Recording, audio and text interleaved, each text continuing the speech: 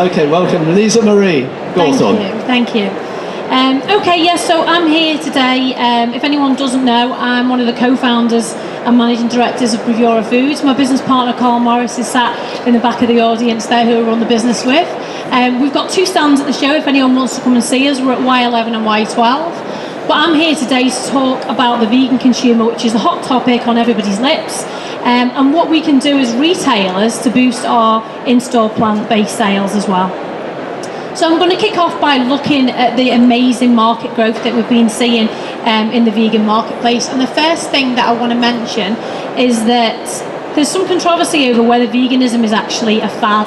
And I'm here today to tell you it is most definitely not a fad. This market area has got a long history of demand spanning back over 30 years now. So if we take examples of the likes of Alpro, Linda McCartney, Quorn et al., they've been innovating in this market for many, many years, and veganism is definitely here to stay, so it's something that we all need to be looking forward to in terms of stocking vegan ranges in store. Now, Veganuary back in 2016 only had 3,000 people that signed up to do the vegan pledge. This year there were 250,000 people that signed up for that, which is phenomenal growth. And the beauty about that is that for every 10 consumers taking part in Veganuary, it's said that 6 remain vegan, which again is fueling the increase in vegan consumers across the UK. Now, there's some recent study that's been put together by Waitrose and also Kantar that's been looking at the population and how many people within the population identify as being vegan or vegetarian. 13% now, according to this data that came out in November last year, actually identify as being vegan or vegetarian, and a whopping 21% say they're flexitarian, and these are the people that are actively trying to reduce meat content during the week. Kantar also found that 92% of plant-based meals consumed last year in 2018 were actually eaten by non-vegans. So you can see that we're making some massive breakthroughs here with regards to actually attracting not just vegans, but people that are actively reducing their meat content. And they're just as important, if not more important, given the statistics I'll take you through with regards to people that will be driving sales in store. If we dig a little bit deeper and look at what's happening on a global scale, 70% of global consumers are either reducing or stopping their meat intake, which is absolutely phenomenal. And I'm sure we've all seen the volcanic explosion of private label and branded NPD that's been happening within the marketplace in the last 12 months. And an interesting statistic here is to say in the last 12 months, there's been more innovation in the plant-based sector than there has in the last 12 years. And the UK really has been pioneering that. Just looking at a couple of examples there, the actual Tesco private label Wicked Kitchen sold a whopping 4 million units in 18 months alone. And Morrison's have recently turned around and shared some data to say that their sales on their private label vegan products are up 110%. As I mentioned, the UK really is pioneering the growth in the sector, and in 2018 we actually launched as a nation more vegan products than any other nation in the world, which I think is phenomenal. But we can definitely take some learnings from our counterparts over across the pond in America, because the American retailers and the way in which they are merchandising products in store is actually an awesome case study to have a look at, and we'll look at that a little bit further as we move on through the presentation. Moving on to what's actually driving consumer decisions, and this is really important to get our heads around because this comes down to the purchasing and the considered purchases that they make in store. I'd like to start by having a look at Instagram and actually the wider social media. So since Instagram actually launched in 2010, there's been 76 million hashtags of the word vegan, which is unbelievable, and you can go in and have a look at that any one time, and you can see people are constantly sharing the latest vegan finds and the latest vegan meals. And actually, in terms of the demographics that are on social media claiming that they're either vegan or vegetarian, that really is split, tends to be 60% female, 40% male. The famous millennials are driving this growth massively, and 12% of millennials now identify as being vegan. So these are kind of like 25 up to 38-year-olds. They are also noted as being the single biggest threat now to burger and kitchen restaurants, according to the data from Mintel. And a lot of their purchasing decisions in store are being driven by watching rising documentaries like Cowspiracy, What the Health, and Earthlings. If we go a little bit deeper and look at more consumer sets, the consumer typology that operates below millennials, so the younger age groups, that's the 16 to 24-year-olds, 21% of Generation Z identify as being meat-free. 21%, that's almost double the millennials. And given that the media have been talking about how important the millennials are for us as store owners moving forward, it's really, really important to get our heads around the fact that it's Generation Z that's going to be driving that future growth. There's also been a massive amount of vegan personalities in sports coming out and telling people that they're following a plant-based or a vegan diet. Lewis Hamilton being one of the latest, and he follows on from Djokovic and both Serena and Venus Williams. So again, that's been driving interest with the younger demographics, both across millennials and Generation Z. And that actually extends further when we look at the music industry, with the likes of Miley Cyrus and also people like Zac Efron in the entertainment industry, who are all coming out and being very vocal about the fact that they are now following vegan diets. So you can only imagine, these people have millions of followers on social media, and it's what's driving the increase that we're seeing day in, day out on with the millennials and Generation Z. The thing that I like most about the vegan market is that people aren't just going vegan for one reason, and it's really refreshing to see there are many, many reasons to either go vegan or to reduce your meat content. And I'm going to come on and have a look at how those reasons actually impact on in-store decisions that consumers are making when they walk through your store doors. Before we do that though, one of the things that I wanted to bring up is that there's been a lot of press coverage of late about climate change and how the clock is actually ticking and we only have 10 years to reverse the signs of damage that we've all put on the planet. But actually, the loss of nature is now being deemed more critical than climate change, and that is phenomenal. And that again is really a big reason as to why people are deciding to go vegan. Now, the Vegan Society have recently put together some really interesting research, and I urge anyone here to go on the Vegan Society website and get the full research results. I've just summarised a few key things for you to take away here that I think are really important. And what they found is that the strongest motivating factor right now for people to go vegan is actually down to health and the health benefits that people are actually getting. But in terms of staying on a vegan diet for the longer term, that's where the ethical concerns come into play, and you've got more likelihood of staying vegan for the longer term if you are more motivated by animal welfare and also the positive environmental impacts that you can see. In the research study, over 80% of participants said they had friends or family who were vegan, and just short of 84% said that they'd actually eaten a vegan meal. These are great results. This is the part that I'm interested in talking to you about because it is phenomenal. When we look at the carnivorous community, the meat eaters in the UK, 84% of meat eaters actually think veganism is a healthy way of eating, and that same amount of consumers also think that meat isn't there as an essential part of a healthy diet. They don't. That we're breaking down the doors now, and they don't think that they have to rely on meat as delivering those health benefits. And that, for us, is really important, particularly with regards to looking at the flexitarians in the marketplace. And the last thing to mention from this study, which was quite interesting, is to say that of the vegetarians that were interviewed in this study, most of those vegetarians are actually transitioning to being vegan anyway, because they're not classic vegetarians. When you speak to them, they're vegetarians who may have cut out milk or cheese or butter, so they're almost on the way to becoming vegan, which obviously is an important factor for us to have a look at. So coming down to the actual reasons about why people go vegan and actually how this relates to people that are shopping in store. If we start with health being a really, really important factor, the beneficial health reasons are driving flexitarians and plant-based consumers in stores. So the classical non-vegans and the meat eaters are more interested in trying vegan products if you can communicate to them the health benefits that they're going to see in store. Whereas the vegans, which I'm actually a vegan myself, I've been vegan for 16 years, I am massively motivated by the fact that it's the kindest thing that I can do for animals, and it's the most compassionate thing that I can do as a consumer with regards to my eating tendencies, because 150 million animals are slaughtered every day in this world, which is completely unforgivable in my book, and especially when there are much healthier and kinder alternatives out there. And we know that social media is the big platform that's sharing animal abuse videos and things like that, which again is going back to the previous slide and is driving millennials and Generation Z to take that kind of vegan decision to shop vegan in store.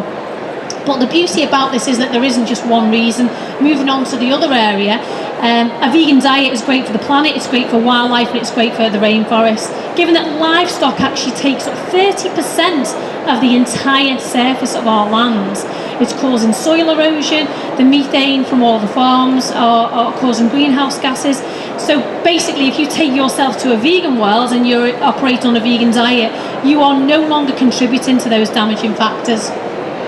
Some people actually turn vegan because they realise it's a very, very positive thing to do for world hunger. Given that 925 million people do not have enough food to eat, that is a major, major decision to take, something that obviously has a positive impact on trying to solve and eliminate world hunger. 60% of the world's grain is given to farmed animals, which in my mind is completely mad. We're giving the grain to an animal and we're putting an animal in the middle before we're getting the grain at the end. If you look at 16 pounds of grain, it feeds one cow but only delivers a third of a cow's calories. That same amount of grain can feed up to 10 people but provide 100% of what they need during the day. So why put the cow in the middle is beyond me, it really is. Now, the thing that worries me is that by 2050 we're heading towards a population of 9.6 billion. That means that we've got a 69% increase in food calories required to fulfill the calorific needs of those consumers. If we carry on doing that by farmed animals, by going down the road of providing meat and continuing to do what we've done as a human race, we are going to have the most devastating loss of nature and the worst amounts of climatic damage that we've ever seen in history, and we really don't want that at all. The last reason that I want to touch upon is the beneficial impact it has on water. We can see there that 1 pound of meat takes 2,400 gallons of water to produce, but 1 pound of wheat only takes 155 gallons. Now, given that 884 million people on this planet lack access to clean water, and to put that in perspective, that is more than the total population of America, Canada and Europe combined. If you go down the road of limiting or eliminating meat in your diet, you'll be contributing to the fact that we're trying to save water, and that is a key thing to take forward. So given that I've gone through quite a lot there with regards to all the reasons why people are going vegan or indeed plant-based, the question for me is no longer why vegan, it's actually why the hell not? So what can we do as retailers? I'm sure there's quite a lot of retailers here today that are quite interested and want to know what they can do to boost their plant-based sales in store. The first thing I would say is get to grips with who is who. So vegans, we are no longer the sandal-wearing, tree-hugging community. We're no longer hippies of what people think we are. We are just normal people that have considered purchasing decisions. We're a variety of age and demographics, largely on the younger area from millennials to Generation Z, but we are largely animal welfare focused, and vegetarians are very much the same in store in that they follow the same purchasing decisions and they're just as focused. The only difference being that they have a slightly older demographic in store when you split that down into the research data, and obviously they're not eliminating all the time dairy from the diet. Now, there's a lot of controversy at the moment in the marketplace over, well, is a vegan a plant-based consumer, and is a plant-based consumer a vegan consumer? Just to clear this up, vegans and plant-based consumers are actually different. So a vegan is someone that won't eat meat, fish or dairy, they won't eat honey, and they will not wear wool, silk or leather. A plant-based consumer is someone that operates on mainly a vegan diet, but they won't eat any processed foods. So as a vegan, I will eat an Oreo biscuit because I know it's vegan. It's accidentally vegan, but it is processed, but it's vegan and I'll eat that. And that's the difference. Plant-based consumers won't eat anything that's processed. They also don't really mind if they're having to wear a leather bag or a leather jacket, so they don't take it to the extreme that vegans do with regards to eliminating wool, silk and leather from their day-to-day goings on. Then we've got flexitarians, and this is a very, very important group of consumers. These are the guys that are going to be coming through your doors more and more as we go into the future. These are not necessarily vegans or vegetarians. They are just normal people that are trying to reduce their meat and the amount of meat that they're eating during the week. So they do things like meat-free Mondays, or they might only have meat 4 times a week rather than 7 times a week. But the big thing to notice is that their purchasing decisions in your store are being driven largely on a health and an environmental point of view. So they're not as interested as vegans are with regards to animal welfare. It's more about personal health and what they can do to the damaging effect that we're seeing on the planet. So what can you do to maximise sales in store? There is definitely a spectrum that you can operate on. And this spectrum starts all the way from the established vegans on one side, right through to the new vegans and the flexitarians on the other. And what I will say here is that there are growth opportunities on both ends of this spectrum. On the very healthy end of the spectrum, we have all of the raw and natural foods that are very, very good for you, and that's been driven by the market drivers of health and sustainability. In the middle of this spectrum, we have what I call the middle of the roaders. They have permissible health products, so they might have, for instance, a bag of Hippies chickpea-based crisps because they're better than a Walker's bag of crisps, something that's a bit of a balance and a healthier version. Then on the other end, which everybody loves, is the junk food area of veganism. Now this is being largely put forward by the trends of the filthy vegan in the USA and dirty vegan in the UK that Matt Pritchard has been doing a fantastic job of driving forward on the BBC. Now the big thing to take away from this is if you are a store owner, there are growth opportunities at every end of that spectrum. I would say don't limit it to just one area by having just all raw and natural. Make sure that you've got a really good selection in store. And a good example to mention here is that there's a store near me in Liverpool called Purple Carrots, and I can go in there for my lacuma powder, I can go in there for my holy basil supplements, but whilst I'm in there I can also get vegan cookies, I can get vegan cakes, and I can get vegan donuts if I want it, because they've managed to go from every extreme in that spectrum, and that is what's going to deliver growth. Give the consumer the choice. Now the first thing that I would say is have a look at your marketing as well. Make sure that if you can capture any email data, that's really useful for getting emailers out and telling people about the new plant-based products or vegan products that you've got in store. And also have a look at your communications both on and off shelf with regards to point of sale. Put some adverts in your local press and think about geo-targeting. If any of you are on social media, think about actually targeting just to a 4 to 5 mile radius within your store area and your store zone, so you know you've got a higher likelihood of people coming to your store. Have a look at your promotions as well on plant-based products. Are they actually driving trial? How effective are your promotions? How frequently are you running them? And are they working for you? And if you have got a plant-based or vegan section in store, bring it to the front of store, because that's what's driving interest right now. Don't keep it at the back of store. It's the future of your store, and it's definitely the future of the overall market. Look to America. In Las Vegas, they've got a cool little stand there that I've put up, and that one in green is actually Waitrose next to them. Be disruptive in everything that you do. Think differently to the norm, and dedicate as much space in store to this market, because it's growing bigger than any other food and drink trends since time has began, and that is the beautiful thing about working in this industry. Lastly, I'd like to say cover a range of products in store to improve your reach. So let the final decision lie with the consumers as to whether they want to be healthy or not. It's great if they want to be healthy, but it's also perfectly acceptable if they want to buy a chocolate chip cookie that happens to be vegan as well. So give them that choice, offer breadth of range. And there are other value added ways that you can actually bring consumers into store that supermarkets can't.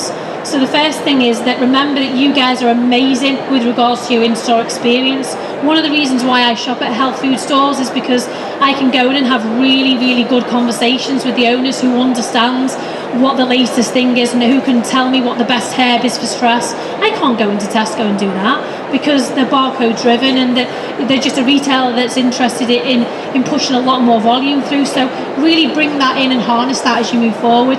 The other thing is that you guys have got the ability to stock products on consumer requests. 3 local health stores next to where I live do that for me, just for me, because they know I'm going in there every week and I'm actually going to buy that.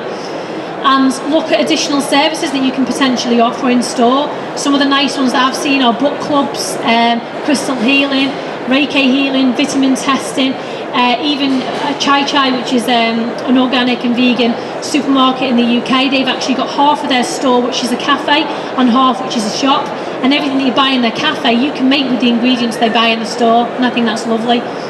Look at loyalty schemes because they do work. I get my card stamped every time I go to Southport Health Food Store, and I love that. If there is expensive parking in the area, look at discounting that parking, specifically if they spend over a number of pounds with you in store. And work with some local growing suppliers. I use the example here again of Purple Carrot. They've teamed up with the Nakery, No Excuses Nutrition, Cake Hole and the Vegan Cookie Company. They're all vegan bakers in Liverpool that have over 10,000 social media followers per channel. And Purple Carrot have deliberately teamed up with them because it's bringing footfall into the vegan store, and it's great, so they're both growing at the same time. Hack into the value-based shopping trends. People don't necessarily always want to shop in a car-born society. They like the personality that shopping in the health food store brings. And lastly, if you're still only operating on a bricks and mortar level, please look at your online strategy, because bricks and mortar is brilliant for the local community, but if you want to offer national and drive more economies of scale with regards to the amount of product that you can sell via your store and via your shop front, then definitely offering online shopping to reach the national base is the way forward. Just going to finish by touching on 4 key areas that I think are the growth areas to keep our eyes on with regards to what's happening next in the vegan community. The first of which is beauty. So we've seen the likes of Lush remove all of the egg products from their bath bombs of late. We've seen Superdrug do some amazing things with their Revolution makeup brands, and Kat Von D has been amazing with regards to what she's done from a cruelty-free beauty point of view. But there's definitely more that can be done there moving forward, and I do think you're going to see a lot of the bigger brands coming on board and trying to do that, while some of the smaller brands move forward as well. Sports for me is an untapped gold mine. There is not one nice tasting sports product on the market that I've come across yet. I really struggle with it. I've got to be honest, most of the protein that I take, I have to put a peg on my nose to drink it because it's not the nicest experience and it's very earthy. That's great if you want something clean, but if you want to be like your counterparts in the gym that are having the most amazing chocolate and peanut butter whey powder or cookies and cream, then why can't we have that as vegans? So one of the things I firmly expect to see a lot of is innovation in the sports sector over the next 12 to 18 months to bring clean tasting but really good nutritional products that you know taste nice. Food, I think that other than the stuff that we've gone through, I think we're going to see a resurgence of orphan crops and ancient grains. So keep your eyes out on things like farro, millet, buckwheat, amaranth, all those kind of areas. They're full of micronutrients and the things that you need to be stocking in store, because there's a lot of media attention on that now, especially as people are moving away from wheat and going more gluten-free in their diets. And the last area is fashion. So Stella McCartney and the likes of H&M are amazing with what they've been doing. People can now make leather out of pineapples. People can now make leather out of mushrooms. So why would we continue making leather out of cow skin? It is completely beyond me. And I'm not here on my own talking about this. There are thousands of people that agree with me, probably in this show and outside on the street if you ask them that as well. So they are the 4 key areas that I undoubtedly expect to see growth over the next 12 to 18 months. But the biggest growth that we're going to see just comes down to the basics of having more plants in store, and obviously in a wider market, not focusing anymore on meat, because we know that the future of the planet lies in more plants and less meat. And one of the things I'd like to finish on that point with is that the head researcher at Oxford University that actually has been working on the climate study, after researching everything that he found and putting the clock on the fact that we only have 10 years left to get the planet a decent state and to really reduce our meat content, he's actually decided to go vegan. He's been a meat eater all his life and he's gone vegan, and if that doesn't drive it home, I really don't know what does. And look at David Attenborough. David Attenborough is in his 90s, and after working on all of the climatic programs over the last few years, and specifically that related to nature, Attenborough has gone vegetarian, and most of the days in the week he actually is being quoted publicly as being vegan. So don't think that at a certain age people can't do it. There are huge key opinion leaders out there that are really driving this forward in the market, and it is the most exciting time for you as a retailer, as a wholesaler, for us as manufacturers, as distributors, to be working in the most amazing market that you will ever come across. Thank you.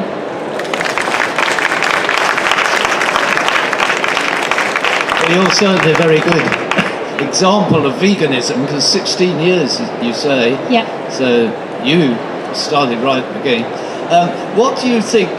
I remember when organic went into Tesco, you know, and there was the organic people got quite annoyed in a way. Yeah. What do you think of a mass baker like Greggs, whose profit has soared because they invented the vegan sausage roll, I think it was, yeah. Yeah, it's very good. How do you view that? It's a very good question. I think the world is divided into two camps on that. I think that you're going to come across some hardcore vegans and indeed vegetarians that aren't necessarily supportive of it because it's coming from a baker that obviously produces pork and a lot of other meat-based products. I'm really sat in the camp of applauding what they've done, to be honest, because what they're doing on a totality and a wider market basis is they're driving home that veganism doesn't have to be hard, and actually it's really easy. And if you are in your local Greggs, when your husband or your wife or your children are in there getting their sausage roll and you on that particular day don't want to consume meat, then at least you've got an option in there. So I applaud anyone that's put in a vegan option in store, whether that is from a historical base of being a meat producer or whether it's someone that's always been completely clean and vegan. All of it is driving the positivity and the growth in the market. So now over to the audience. If you hold your hand up for a question. Don't all jostle for this first question. Come along. It's like an auction, this is. I tell you. Hands up. Question. Surely vegans have questions. maybe vegans give up questioning. I think we've got one at the front there. Oh, great, right.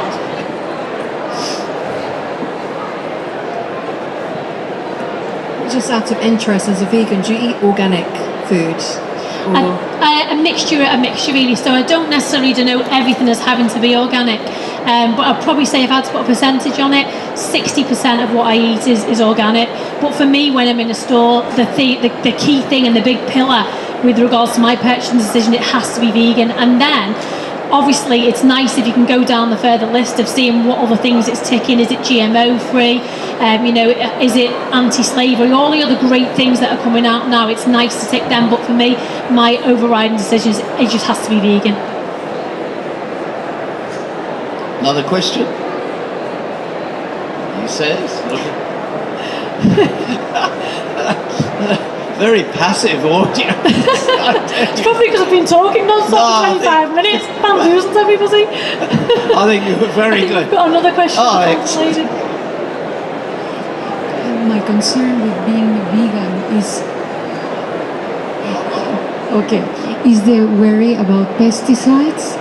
How could the body take that load if you're only eating vegetables that contain pesticides of different sorts? Very good question, because I couldn't hear that. Could you repeat that back? Well, it's about pesticides. Okay. And the level of pesticides in obviously vegans are eating vegetables. Yeah. And there was a very interesting survey the other day in one of the papers that said, for instance, kale, which is very popular, not only with vegans, but it had a very high pesticide level. Yeah. No, it is a good question. I think that, again, that comes down to splitting the audience up. I think that because the primary factor of someone that is vegan, they want to make sure that something hasn't been in contact with, obviously, the meat industry or anything along those lines. Again, they use that as their pillar. I think that pesticides is a very much an up-and-coming area. I think we're going to see a lot more research coming out. I think you are right, probably is an increased intake on that.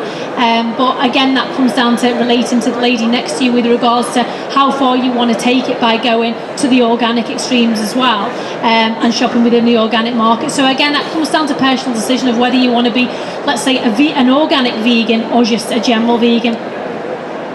Yeah, I could mention actually, because I write about agriculture. Okay, yeah. There's another brand called Leaf, which several of the supermarkets have backed, and they in fact go for very measured pesticide. I'm pro-organic, so I'm very against pesticide, but organic food obviously costs a lot more than others. Any other questions? Stop me talking. There we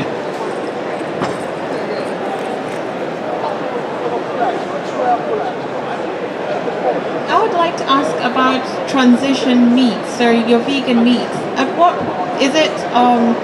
What do we think about them as opposed to eating the actual vegetable? In terms of looking at different recipes that people can try at home, things that are easy for people to eat. I have found that some people prefer to just have the actual vegetable as a vegetable rather than having the vegetables as a replacement meat. I mean, to be honest, the beauty about this industry, and certainly the vegan demographic as well, is that there are quite a lot of different groups within vegan or flexitarian or plant-based that want to go to the extreme of either eating raw or using the vegetable to be the main part of the overall ingredients. And I think, again, it just comes down to individual choice. I'm probably one of the types of consumers that doesn't necessarily always have to have it as the hero part of a recipe. As long as I can see, I do like to eat functionally. I mean, I'm like most vegans in that I do like to have some kind of vegan junk food in there every now and again, but generally I will want to eat functionally. So even this morning I had some homemade muesli that I brought on tour with me, and I used some lucuma powder in that and some chia seeds and things like that. So I think it just depends on the individual consumer with regards to where they transition to, really. But everything's good because it's all pushing the market forward and pushing the positivity. Well, thank you very much, Lisa Marie. We have to end there, but that was a very, very interesting presentation. And good luck, GB. And are you aiming for the next Olympics? So I've got actually in 2 weeks I'm out for the World Championships in Spain, and then 4 weeks after that I am running for England in Birmingham, and then 4 weeks after that I am running in Romania in the European Championships. So it's all good. Big round of applause. Thank you. Thank you very much.